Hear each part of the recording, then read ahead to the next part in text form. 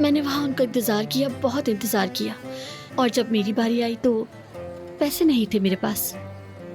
फिर मैं जब उन्हें ढूंढने गई तो मैंने देखा कि वो वहाँ किसी औरत से छुपकर मिल रहे थे। उन्होंने मुझे इस्तेमाल किया ताकि मेरी अम्मी को शक ना हो। मुझे लगता है कि वो उस वक्त इतने बेशर्म नहीं थे।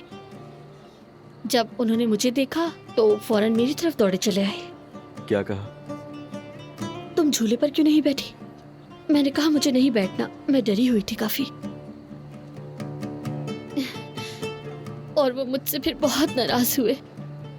उन्होंने मुझे बहुत डांटा और कहा कि तुम झूले पर क्यों नहीं बैठी, और ये भी कहा कि क्या हम यहाँ बिला वजह आए थे।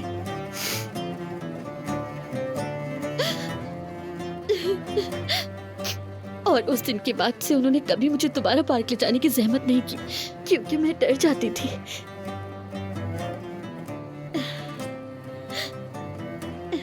ये है मेरे शानदार बाबा।